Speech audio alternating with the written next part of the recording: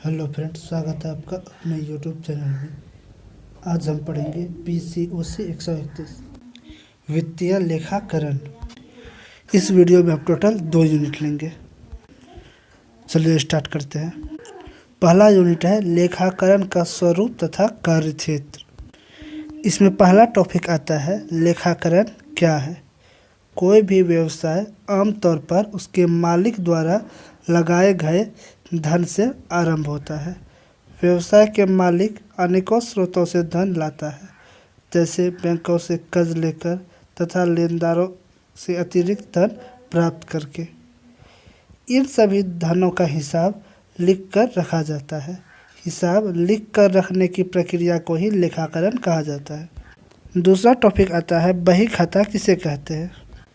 बही खाता उस कागज़ को कहते हैं जिसमें लेन देन का सभी हिसाब रखा जाता है। कितना फ़ायदा हुआ है, कितना नुकसान हुआ है, ये सभी इस पर लिखा हुआ रहता है। अब बही खाता मोबाइल तथा कंप्यूटर में शामिल हो गया है। बही खाता होने से कभी भी लेन देन का हिसाब गड़बड़ाता नहीं है। अगला टॉपिक आता है लाभ क्या है और हानि क्या है।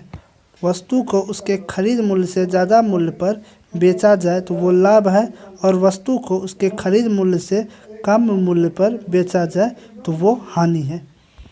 जैसे वस्तु को हम 10 रुपये में खरीदे, उसे 15 में बेच दिए तो वो लाभ हो गया, और 10 पे खरीद लिए उसको 8 में बेच दिए तो वो हानि हो गया। इसके बाद आता है दूसरा यूनिट लेखाकरण प्रक्रिया और नियम।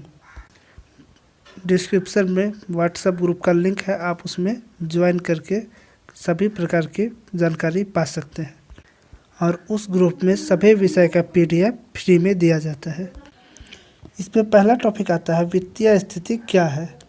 जब किसी कंपनी या किसी व्यक्ति का वित्त से संबंधित अर्थात पैसे से संबंधित जानकारी कहीं लिखी जाती है, इसमें उसके लाभ, हानि, लेन देन, उसकी पैसे से होने वाली डील इत्यादि के बारे में लिखी जाती है, तो उसे ही वित्तीय स्थिति कहते हैं। और सभी लोग अपना वित्तीय स्थिति ज़रूर लिखा करते हैं, उसी से उसके आगे की प्लानिंग बन पाती है। अगला टॉपिक आता है डेबिट और क्रेडिट क्या है।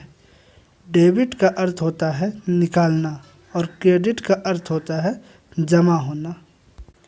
जैसे जब आपके खाते में डेबिट होता है तो आपके खाते में रुपया निकल गया है, और जब आपके खाते में क्रेडिट होता है तो आपके खाते में रुपया जमा हो गया है।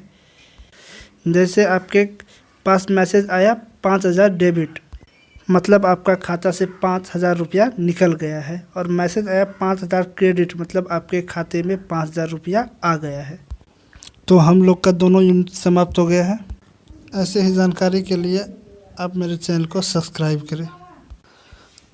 अगर आप किसी प्रकार की सरकारी नौकरी की तैयारी कर रहे हैं तो आप मेरे डिस्क्रिप्शन में दिए हुए दूसरे ग्रुप को लिंक ज्वाइन करके ग्रुप से जुड़ सकते हैं।